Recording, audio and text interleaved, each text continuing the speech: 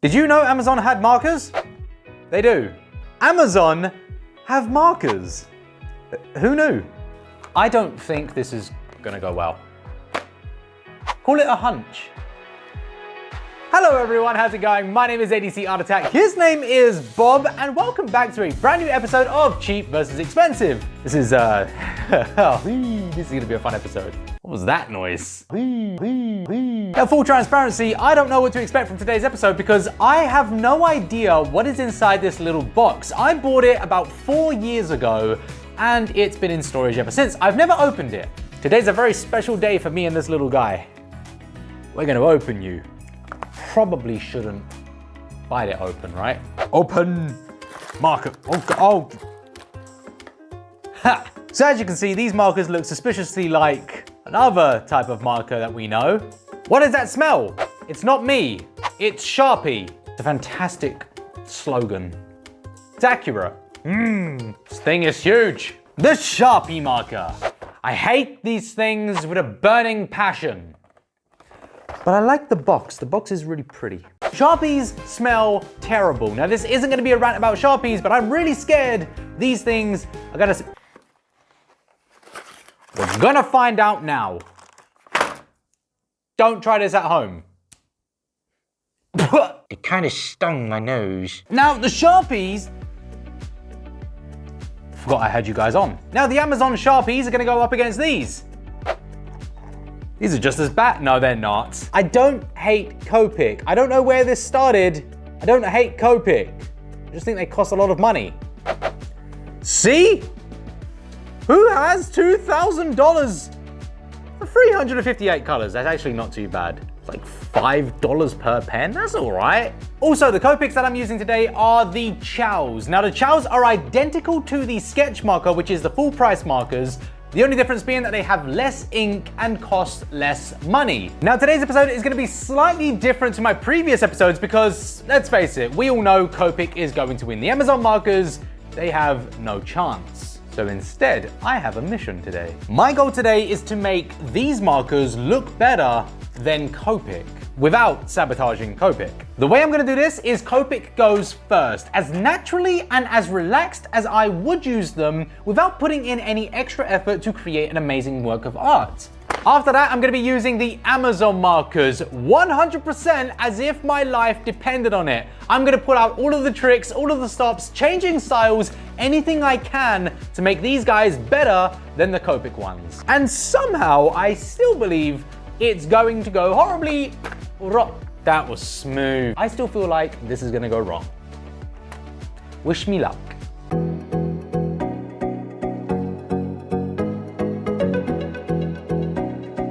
All right, so before we get started with today's episode of Cheap versus Expensive, we need a drawing, something on the paper that we can use as a battleground for these two markers. And Spyro, everyone's favorite little dragon, is the only choice. This drawing of Spyro is an image that I created while I was live on twitch.tv/ADCArtAttack, and I really wanted to bring it to an episode of Cheap versus Expensive.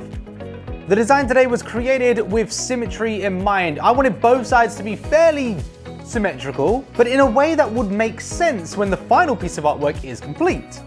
And what do you think? Do you like it? I think Spyro looks fantastic, and it is gonna serve a great battleground for today's video. So, let's get started. So, kicking things off with the Copic markers, not a bad choice of marker. Now this is set B that I am using, and the reason I'm using that is because set A was way too much money and it also wasn't available, so I was left with this. Yay. But despite my many criticisms of these markers, mainly due to the expense of them, they're pretty good. They do layer okay, but that isn't their strength. Their strength actually lays in their blending abilities. As you can probably see here, the single layer is okay, but if you were to try to use these on a larger area, it's gonna be pretty patchy. And if you were wondering how I pick my colors, let me show you. Firstly, I get my markers, I take a look at my colors, and I pick a color. It's not that big of a deal, really.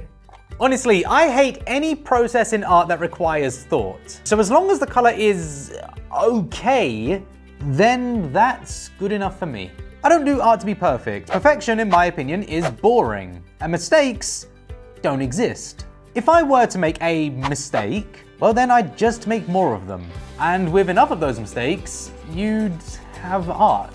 So that's how I work. Whenever I work casually, I don't worry too much about the colors I am picking, I just grab and go. So don't worry if you don't have the right colors or enough of the colors you think you need. It's fine, use anything. Well, not anything, but like still try to use the color you need, but don't worry too much about getting the right tone. Oh, motivational speaking just really isn't my thing.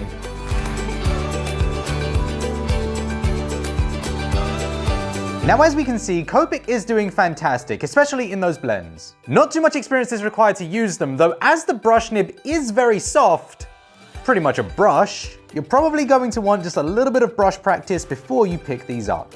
But overall, great results, great casual results. It looks really good, and the speed at which I worked, coupled with the lack of focus and attention, we can really see the worth in these markers. Now onto the Amazon markers. I have a surprise. You remember at the beginning of this video, I said this. After that, I'm gonna be using the Amazon markers 100% as if my life depended on it. I'm gonna pull out all of the tricks, all of the stops, changing styles, anything I can to make these guys better than the Copic ones. Well, Amazon actually has another secret marker set.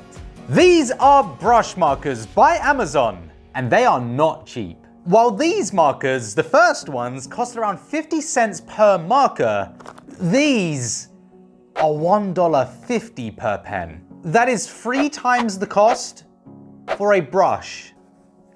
Why can't I open you? Oh, you know what? Dish. Right, we're in. Why are they so big? Okay, so they're not the same marker, they're slightly bigger. Let me see this brush nib.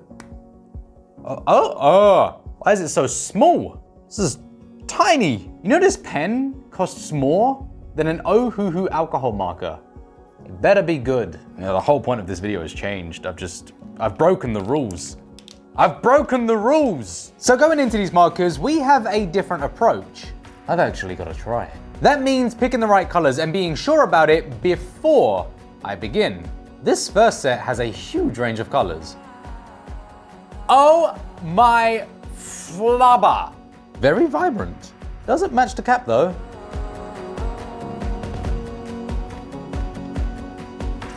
These are pretty awesome.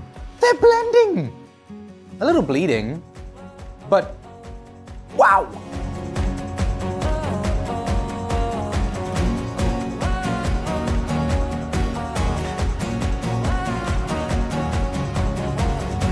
The brush pen is very good.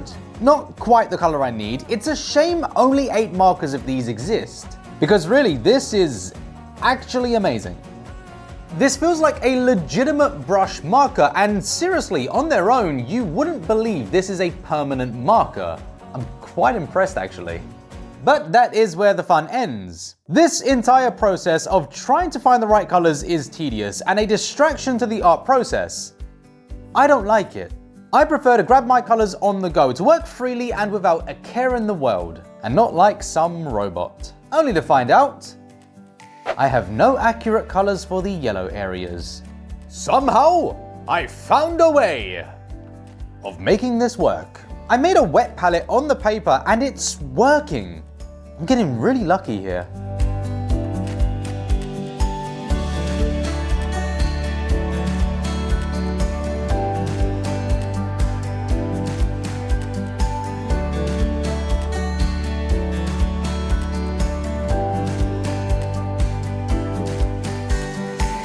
So ultimately, the colors are really nice, and if blending isn't your thing, the colors alone are worth the price point. I just wish there were more of them. But when all is said and done and we look back on the 2 pieces of artwork side by side, wow.